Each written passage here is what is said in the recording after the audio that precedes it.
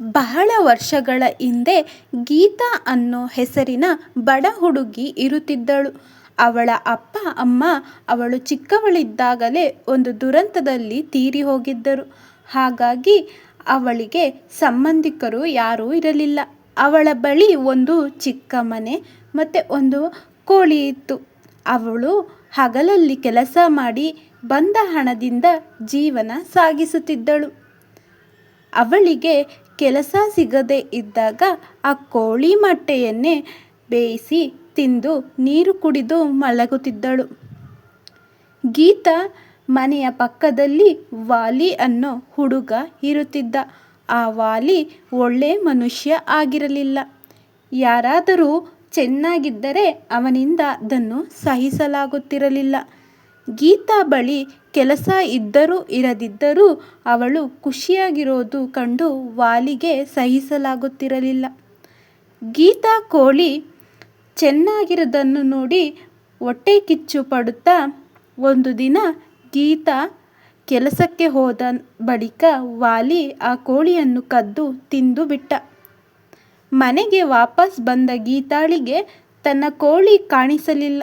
ಬದಲಾಗಿ ವಾಲಿಯ ಮನೆಯ ಹತ್ತಿರ ಕೋಳಿಯ ಪುಕ್ಕಗಳನ್ನು ನೋಡಿದಳು. ಗೀತಾಳಿಗೆ ವಾಲಿಯ ಮೇಲೆ ಸಂಶಯ ಬಂದಿತು. ಆಗ ಗೀತಾ ವಾಲಿ ಬಳಿ ಬಂದು ಹೀಗೆ ಕೇಳಿದಳು, ವಾಲಿ, ನನ್ನ ಕೋಳಿ ಎಲ್ಲಿದೆ? ನನಗೇನು ಗೊತ್ತು, ನನ್ನ ಬೆಕ್ಕು ಯಾವುದೋ ಒಂದು ಕೋಳಿಯನ್ನು ಹಿಡಿತಂದಿತ್ತು.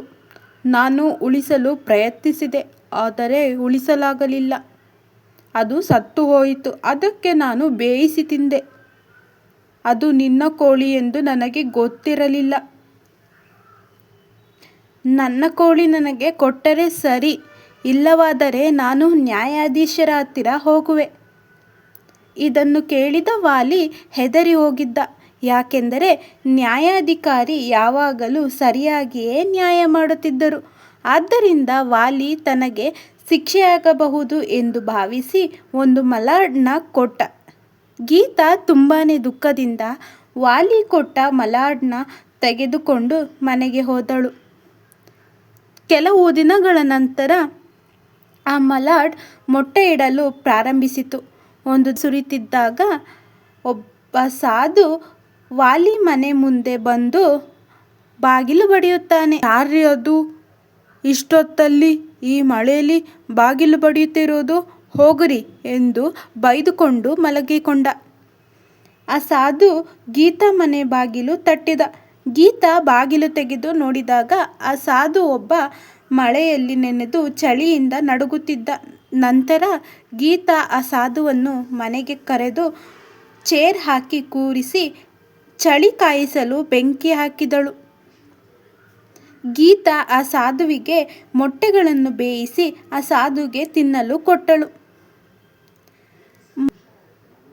ಆ ಮಲಾಡ್ ಎಲ್ಲಿ? ಆಗ ಗೀತಾ ಆ ಮಲಾಡ್ ಹತ್ತಿರ ಸಾಧುವನ್ನು ಕರೆದುಕೊಂಡು ಹೋದಳು. ಆ ಸಾಧು ಮಲಾಡನ್ನು ನೋಡಿ, ಈ ಮಲಾಡ್ ಇಂದ ನಿನಗೆ ಒಳ್ಳೆಯದಾಗಲಿ ಎಂದು ಹೇಳಿ ಆ ಮಲಾಡನ್ನು ಸವರಿ ಮಳೆ ನಿಂತ ಮೇಲೆ ಅಲ್ಲಿಂದ ಹೊರಟು ಹೋದ. ಮರುದಿನದಿಂದಲೇ ಮಲಾಡ್ ಸಾಮಾನ್ಯ ಮೊಟ್ಟೆಯ ಬದಲಿಗೆ ಚಿನ್ನದ ಮೊಟ್ಟೆ ಕೊಡಲು ಆರಂಭಿಸಿತು. ಗೀತಾ ಅದನ್ನು ನೋಡಿ ತುಂಬ ಖುಷಿಯಾಗಿದ್ದಳು. ಆ ಚಿನ್ನದ ಮೊಟ್ಟೆಯಿಂದ ತುಂಬ ಹಣ ಬಂತು. ಬಂದ ಹಣದಿಂದ ಗೀತಾ ದಾನ ಧರ್ಮ ಮಾಡುತ್ತಿದ್ದಳು. ಧನವಂತಳಾದಳು. ಗೀತಾ ಸಾಮಾನ್ಯ ಮನುಷ್ಯಳಂತೆ ಜೀವನ ನಡೆಸುತ್ತಿದ್ದಳು.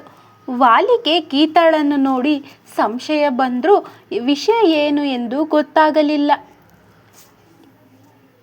ಇದ್ದಕ್ಕಿದ್ದ ಹಾಗೆ ಗೀತಾ ಹೇಗೆ ಇಷ್ಟೊಂದು ಶ್ರೀಮಂತಳಾದಳು ಎಂದು ವಾಲಿ ಗೀತಾ ಮೇಲೆ ಒಂದು ಕಣ್ಣು ಇಟ್ಟಿದ್ದ. ಗೀತಾ ಚಿನ್ನದ ಮೊಟ್ಟೆಯನ್ನು ಹಿಡಿದಿದ್ದು ನೋಡಿ ವಾಲಿ ತುಂಬ ಹೊಟ್ಟೆ ಉರಿದುಕೊಂಡ. ಆ ಚಿನ್ನದ ಮೊಟ್ಟೆನ ನಾನು ಕೊಟ್ಟ ಮಲಾಡ್ ಎಂದು ತುಂಬ ಕೋಪಗೊಂಡ. ನಂತರ ವಾಲಿ ಗೀತಾ ಬಳಿ ತನ್ನ ಮಲಾಡ್ ವಾಪಸ್ ಕೇಳಿದ. ಗೀತಾ ಕೊಡಲು ನಿರಾಕರಿಸಿದಳು. ನಂತರ ವಾಲಿ ತನ್ನ ಸ್ನೇಹಿತರ ಜೊತೆ ನ್ಯಾಯಾಧೀಶರ ಹತ್ತಿರ ಹೋದ. ನ್ಯಾಯಾಧಿಕಾರಿಗಳೇ, ಮನೆಯ ಪಕ್ಕದ ಗೀತಾಳಿಗೆ ನನ್ನ ಮಲಾಡ್ ಮೇಲೆ ಕಣ್ಣು ಇತ್ತು. ನನ್ನ ಮಲಾಡ್ ಕಾಣದೆ ಹೋಗಿದ್ದಕ್ಕೆ ನಾನು ಯಾವುದೋ ಬೆಕ್ಕು ಎತ್ತಿಕೊಂಡು ಹೋಯಿತು ಎಂದುಕೊಂಡೆ. ಆದರೆ ಯಾವಾಗಲೂ ಗೀತಾ ಅದನ್ನು ಕದಿಯುತ್ತಿದ್ದಳು. ಇವರಿಬ್ಬರ ಕಣ್ಣೆದುರೇ ಗೀತಾ ಮಲಾಡನ್ನು ಕದಿಯುವುದು ನೋಡಿದ್ದಾರೆ. ದಯಮಾಡಿ ನನ್ನ ಮಲಾಡ್ ನನಗೆ ಮರಳಿ ಕೊಡಿಸಿ ಎಂದು ಹೇಳುತ್ತಾನೆ. ನ್ಯಾಯಾಧಿಕಾರಿಯೊಬ್ಬ ಸೈನಿಕನನ್ನು ಕಳಿಸಿ ಗೀತಾಳನ್ನು ಹಾಗೂ ಮಲಾಡನ್ನು ತರಲು ಹೇಳಿದ.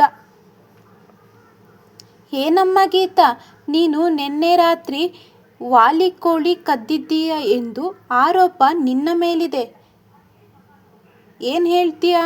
ವಾಲಿಗೆ ಚಿನ್ನದ ಮೊಟ್ಟೆ ಬಗ್ಗೆ ಗೊತ್ತಾಗಿದೆ ಎಂದು ಗೀತಾಗೆ ಭಾಸವಾಗುತ್ತದೆ. ನ್ಯಾಯಾಧಿಕಾರಿಗಳೇ, ಈ ಮಲಾಡ್ ವಾಲಿಯದೇ. ಆದರೆ ನಾನು ಯಾವುದೇ ತಪ್ಪು ಮಾಡಿಲ್ಲ.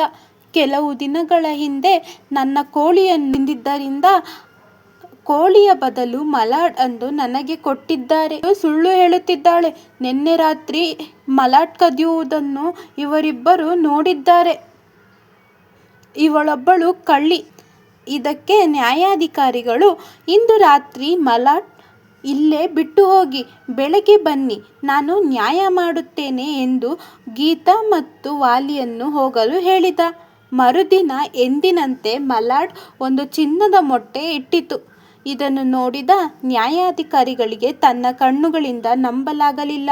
ಆದರೆ ಈ ವಿಷಯ ವಾಲಿಗೆ ತಿಳಿದಿದೆಯೋ ಇಲ್ಲವೋ ಎಂದು ಪರೀಕ್ಷಿಸಲು ಯೋಚಿಸಿದ. ಮರುದಿನ ಬೆಳಗ್ಗೆ ವಾಲಿ ಹಾಗೂ ಗೀತಾ ಬಂದಾಗ ನ್ಯಾಯಾಧಿಕಾರಿಗಳು ಒಂದು ಸಾಮಾನ್ಯ ಮೊಟ್ಟೆಯನ್ನು ತೋರಿಸಿ, ಈ ಮಲಾಡ್ ಒಂದು ದೊಡ್ಡ ಮೊಟ್ಟೆ ಕೊಡುತ್ತೆ ಎಂದು ಜಗಳವಾಡಿಕೊಂಡು ನ್ಯಾಯ ಕೇಳಲು ನನ್ನ ಹತ್ತಿರ ಬಂದಿದ್ದೀರಾ ಅಲ್ಲವೇ? ಗೀತಾ, ನೀನು ಹೇಳು, ಏನಾಗಿದೆ ಎಂದು. ಇಲ್ಲ ಸಾಹೇಬರೇ, ಅದು ಸಾಧಾರಣ ಮೊಟ್ಟೆ ಕೊಡುವುದಿಲ್ಲ, ಚಿನ್ನದ ಮೊಟ್ಟೆ ಕೊಡುತ್ತದೆ. ಚಿನ್ನದ ಮೊಟ್ಟೆಯನ್ನು ನನಗೆ ಕೊಡುತ್ತದೆ ಎಂದು ಹೇಳುತ್ತಾಳೆ. ಏನು ಹೇಳ್ತಿದ್ದಾಳೆ ಇವಳು? ಯಾವುದಾರು ಮಲಾಡ್ ಚಿನ್ನದ ಮೊಟ್ಟೆ ಕೊಡುತ್ತಾ? ನೀನು ನಿಜ ಹೇಳ್ತಿದ್ದೀಯಾ ಇಲ್ಲ ಮಲಾಡ್ನ ನೀನೇ ವಾಪಸ್ ತೆಗೆದುಕೊಳ್ತಿದ್ದಾಳೆ ಇವಳು? ಯಾವುದಾದರೂ ಮಲಾಡ್ ಚಿನ್ನದ ಮೊಟ್ಟೆಯನ್ನು ಕೊಡುತ್ತಾ ಹೇಳುತ್ತಿದ್ದೀಯಾ ವಾಲಿ? ಈ ಮಲಾಡ್ ನೀನೇ ವಾಪಸ್ಸು ತೆಗೆದುಕೊಂಡು ಹೋಗು ಎಂದು ಹೇಳಿ ಮಲಾಡನ್ನು ವಾಲಿ ಕೈಗೆ ಕೊಟ್ಟು ಕಳಿಸಿದ. ತನಗೆ ನ್ಯಾಯ ಸಿಗಲಿಲ್ಲ ಎಂದು ಗೀತಾ ದುಃಖದಿಂದ ನಿದ್ದಳು. ಆಗ ನ್ಯಾಯಾಧಿಕಾರಿ ಗೀತಾ ಹತ್ತಿರ ಬಂದು, ಚಿಂತಿಸಬೇಡಮ್ಮ, ಆ ಮಲಾಡ್ ನನ್ನ ಹತ್ತಿರನೇ ಇದೆ. ಅದು ಹೇಗೆ ಚಿನ್ನದ ಮೊಟ್ಟೆ ಕೊಡುತ್ತೆ ಎಂದು ಹೇಳು. ಆಗ ಗೀತಾ ಸಾಧುವಿನ ವಿಷಯವನ್ನು ಹೇಳಿದಳು. ಇದನ್ನು ಕೇಳಿದ ನ್ಯಾಯಾಧಿಕಾರಿಯನಿಗೆ ಆಶ್ಚರ್ಯವಾಯಿತು. ನ್ಯಾಯಾಧಿಕಾರಿ ಗೀತಾಳಿಗೆ ಅವಳ ಮಲಾಡ್ ಅನ್ನು ಕೊಟ್ಟು ಕಳಿಸಿದ. ವಾಲಿಯ ಹತ್ತಿರ ಇದ್ದ ಮಲಾಡ್ ಒಂದು ಸಾಮಾನ್ಯ ಮೊಟ್ಟೆ ಕೊಡುತ್ತಿತ್ತು. ಇದನ್ನು ನೋಡಿ ವಾಲಿ ತೆಪ್ಪಗಾದ. ಅದಕ್ಕೆ ಹೇಳೋದು, ಒಳ್ಳೆಯದು ಬಯಸಿದ್ರೆ ಒಳ್ಳೆಯದೇ ಆಗುತ್ತೆ ಎಂದು.